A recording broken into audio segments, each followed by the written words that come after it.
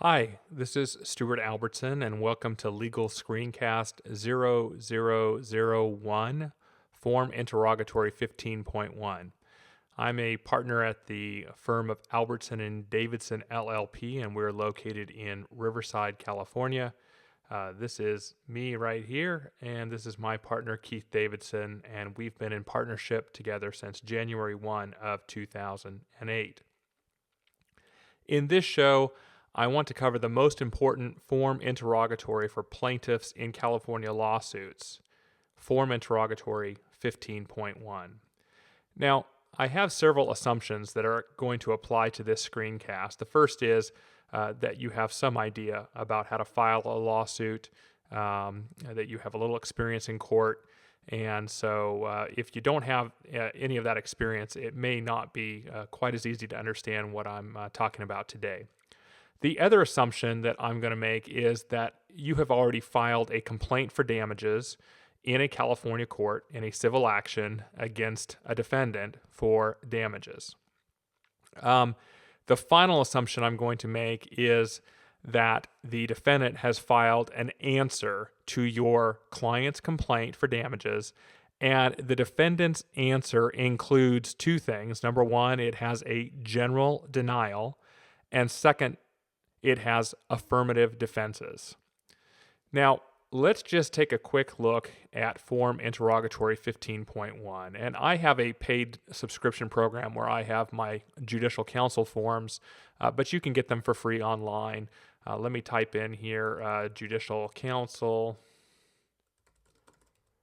and then let's go there. And it looks like they've moved their website, so we'll go to the new one. And all you do is, this is courts.ca.gov, and you'll see that they've got a list for forms and rules. Let's just click on that, and we can see we can get the judicial counsel forms right here. So let's go ahead and click that. I don't want to go through all of them, so let's find discovery. There's discovery, and I want to see the discovery forms. And there I see under Discovery 001, I see Form Interrogatories General. So let's go ahead and select that. Now here is the Form Interrogatory General, as you can see the title here. I always think it's a good idea. I had practiced for several years before I had actually read the instructions to Form Interrogatories. So take a moment just to read that first page, the instructions, and you can get an idea of what you're doing there. This is something that I used to choose. I used to select this default incident where there's a description of what the incident is. That usually causes the defendant to give you a lot of objections, which they're going to give you a lot of garbage objections anyway. So let's not help them out. Let's go ahead and deselect that. And let's come down here and select the second one. And you insert your own definition of what incident means. And I generally include it in an attachment to the back of these form interrogatories, just a plain sheet in Microsoft Word. I label it section 4A2, and then I describe what incident means. And I usually described all the facts and circumstances surrounding the filing of the complaint, which was filed in this court on this date. And I also will include their answer. Incident also further includes your answer, all facts and circumstances outlined there. This obviously is about Form Interrogatory 15.1, so I'm not going to go over all the form interrogatories here today. You'll want to take time to look at each one of those to see if it applies to your case and whether you want to select it or not. Just a quick point on 1.1. I recently have really started to see that this is a useful interrogatory. I never really looked at it as a useful interrogatory in the past, but it is because it requires a defendant to state who helped in the preparation of the responses, including the responses to 15.1.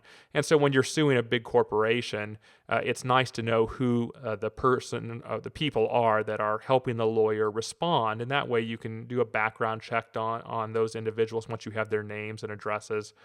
And you may also want to end up taking their deposition down the road. Keep in mind, most of the responses that come back to 1.0 from the defendant, it's going to say, counsel prepared these with the assistance of defendant. Well, defendant doesn't tell you anything. You actually are entitled to the actual name or names of the people that helped the lawyer, the defense firm, put together the responses to form interrogatories. And so I always send off a meet and confer letter on this one when they don't answer it and identify the names and ask that they do that. Okay, so let's skip over. A lot of these are very good interrogatories that you may want to choose for your case, but let's get right to the most important Form Interrogatory 15.1.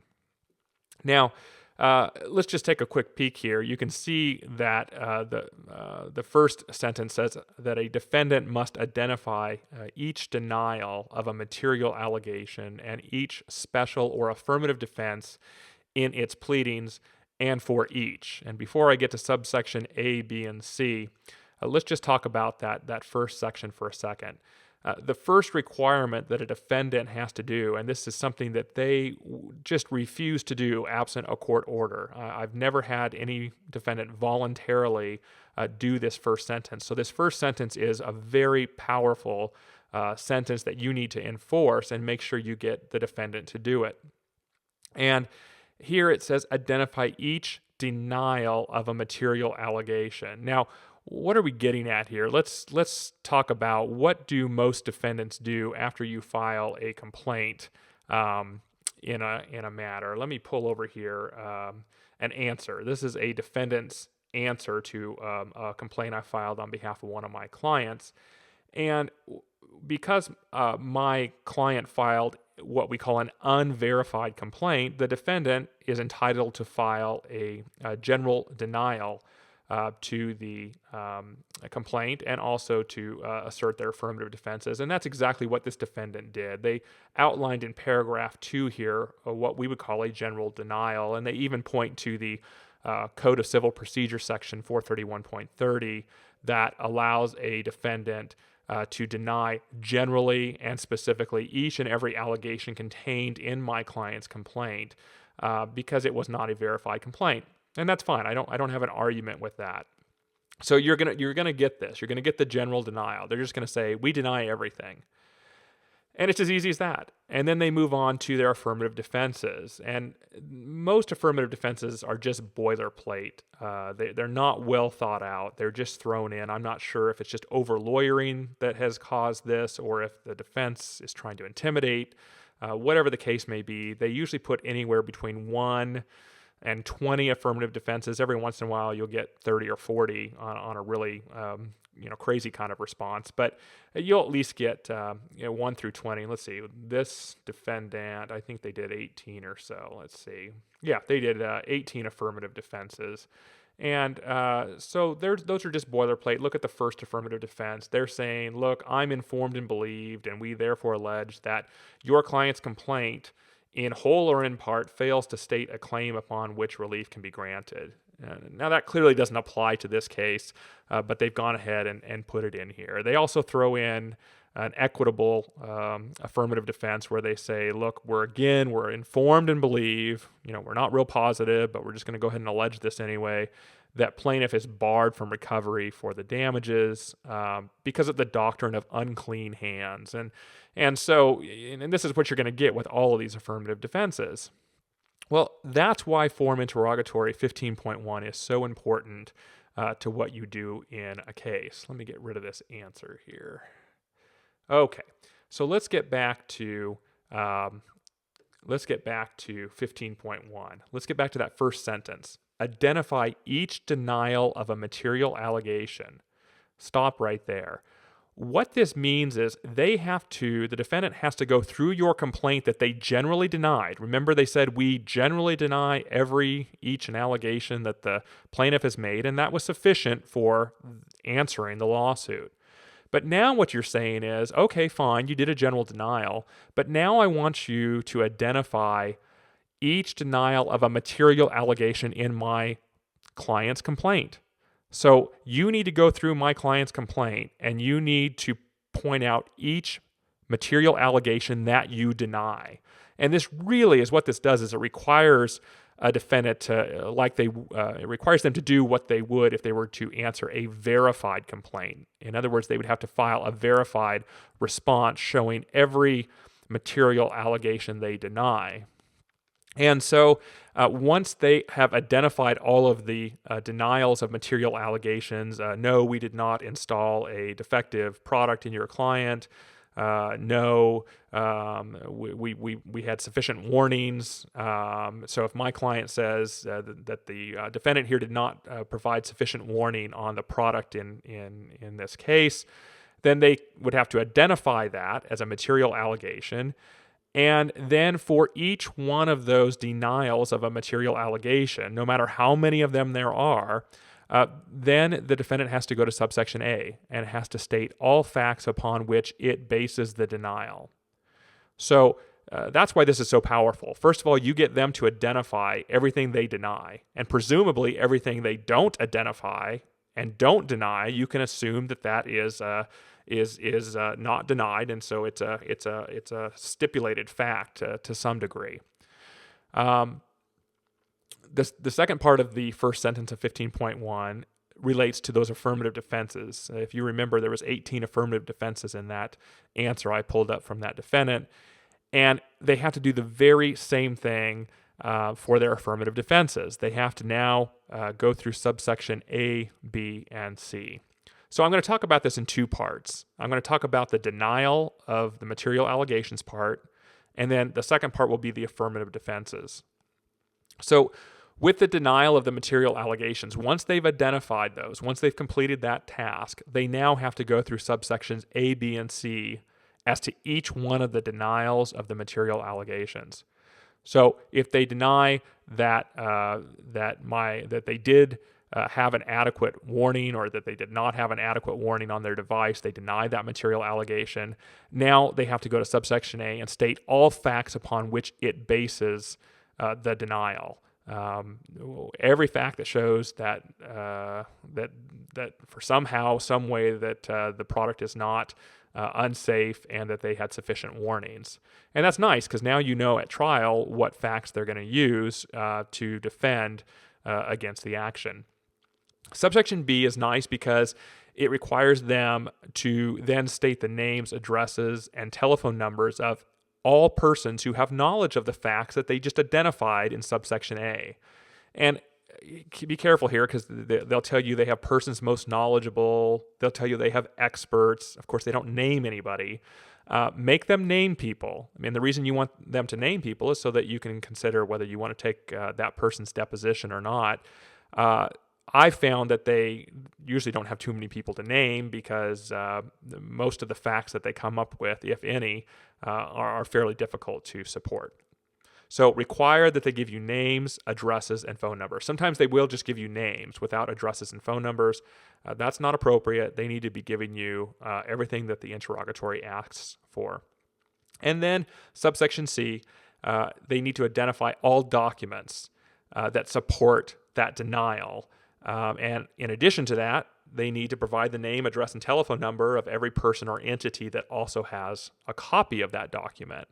And so then you can figure out if you want to send out document requests asking for those particular documents, or that if you want to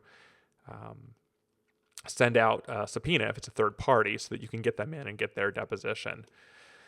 So that does it for denials. If we move over to the affirmative defenses, now think about this. This defendant here pled 18 affirmative defenses that really, most of them do not apply. Probably all of them do not apply to this case. So think how stressful this is going to be for the defendant to create answers to subsection A, B, and C of 15.1. And so if you remember, one of their first affirmative defenses was that my client failed to state a cause of action. And so they then have to go through at subsection A and provide all facts upon which it bases that affirmative defense. So give me every single fact that leads you to believe my client didn't, or my client failed to state a proper cause of action. Well, that's pretty difficult to do, especially when we have stated proper causes of action.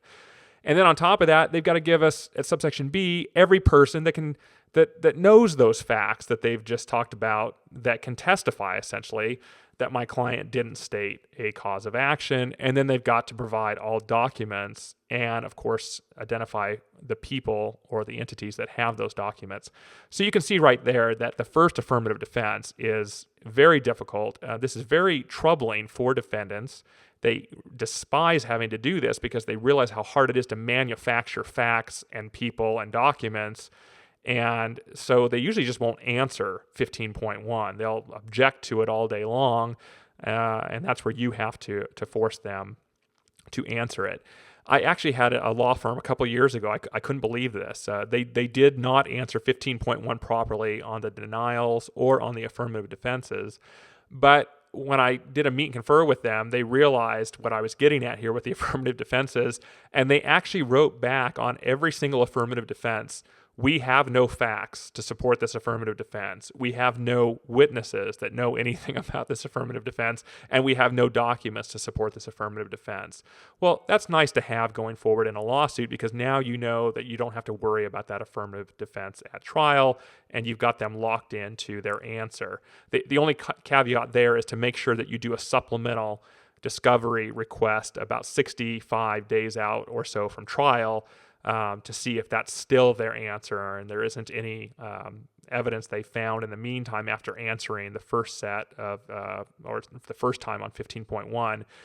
And then they would argue that somehow they came into the facts after that. So you need to kind of close that loophole by sending out the supplemental request, which simply is just right before trial. It's 30 some days before the discovery cutoff, and you're just asking the defendant, hey, have any of your answers changed from 6 months ago or a year ago when you first answered 15.1?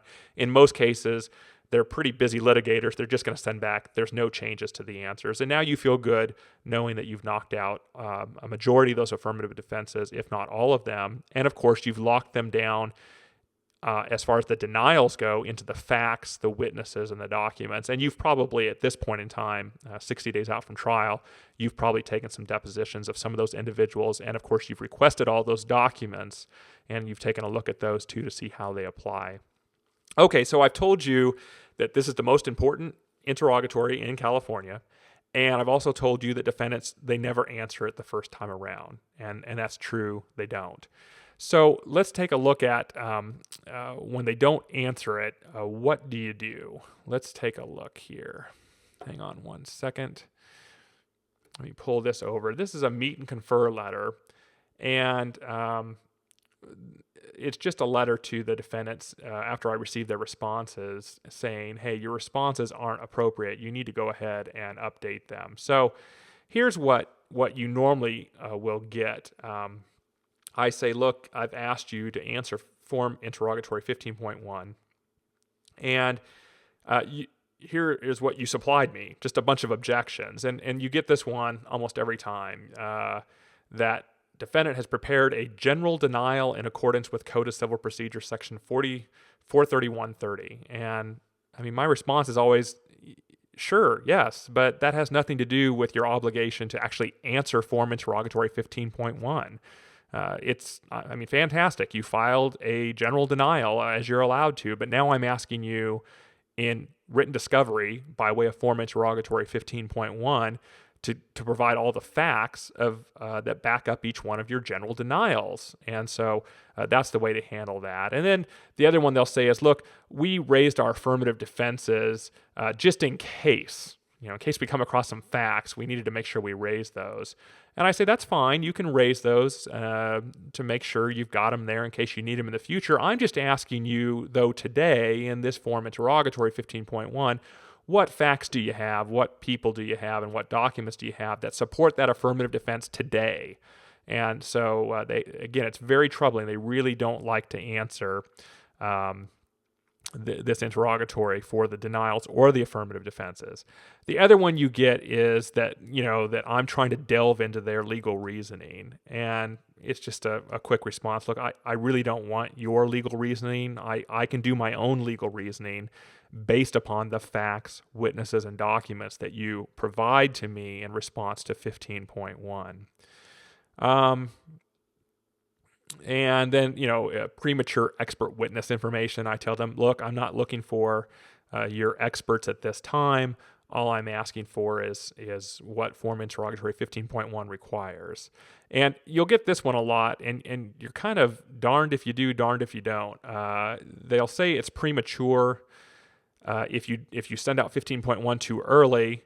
Or I was in court today on a motion to compel on 15.1, and they'll say that I propounded it too late, 9 months before trial. Why did he wait so long to propound it? And so I'm not quite sure what to do. I mean, it's probably better to be a little bit later than too early on 15.1. If you're too early on it, they're going to say they haven't had a reasonable time to conduct discovery and do an investigation into the matter, and the court's going to be a little bit more lenient on them.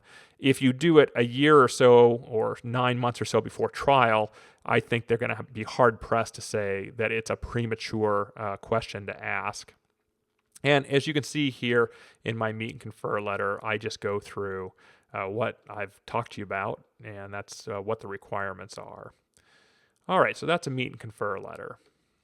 Now, they'll usually respond with a first supplemental response, and it's usually not very good. It's not much better than the original response, and so go ahead and do a second meet and confer letter. But let them know that if they provide you with inadequate responses, that the next go around you'll likely meet and confer a third time, but you're going to go ahead and get your motion to compel on file with the court. My personal feeling on this is, as long as they're willing to respond and respond better, hopefully each time, you should try to work it out so that you're not taking up the court's time to get the court to force them to do this. Of course, at some point you will have to file in court to get a response, and defendants usually are more than willing to help you out with this, because at some point they're going to tell you, no, we're not going to answer this 15.1 any further. We've answered it one time, or we've answered it 2 times now. I had one lawyer tell me that she thought that they had done a fairly quote-unquote robust response, and because the response was robust, she wasn't going to supplement it. So I went ahead and filed a motion to compel in that case. When you file your notice and motion to compel, let's pull that over here and take a look at it. This is one I was actually in court on this morning. And it's just a regular notice and motion. You have to notice when the hearing date is. You have your bases for bringing the motion or grounds for bringing the motion. One thing I like to point out is that 15.1 is an official form interrogatory that's approved by the Judicial Council of California. So when they object to it as being a poorly drafted interrogatory, they're basically saying the Judicial Council doesn't know how to draft interrogatories, which the court's going to look past that pretty quickly. Their objections, again, being premature or burdensome. Burdensome's always an interesting one to me, because I think all discovery is burdensome, and I don't think that's the standard. Burdensome would be something that's just completely unreasonable, and that's not what 15.1 is. If you really step back and think about 15.1, it actually narrows the issues for trial by giving you the facts that are at issue, the witnesses that are at issue, and of course the documents that you'll need to review and understand for trial. So that's my, I won't bore you with the whole motion. You got to do some points and authorities. You got to talk about your good faith effort to meet and confer. Those are your meet and confer letters. And then you have to give them a little bit of points and authorities. And I ask for sanctions in most cases, not to be mean, but this takes my time. It takes a substantial amount of time to put these together. And so I will normally ask for sanctions. And in this case this morning, the court did indeed require that the defendant answer the lawsuit, and that their client ended up having to pay sanctions for the failure to answer. So I hope you all take a close look at 15.1 the next time you're in a lawsuit, and simply not accept the response that you get back from the defendant, because it's always going to be a boilerplate objection, and there's really not going to be any substantive response from the defendant at all. Push them hard. Send meet and confer letters. Tell them they have to answer it. And then after you've sent 2 or 3 meet and confer letters, you're going to have to file that motion to compel, get them in front of the court, The court is likely, most judges that understand litigation are very likely to grant this motion and also award sanctions, even though sanctions usually are never, they don't pay you for the time that you have to put into this type of work. I hope this screencast has been helpful for you. Feel free to contact either myself or my partner, Keith Davidson, if you have any questions about this screencast, and or you can email us, and we'll be happy to respond.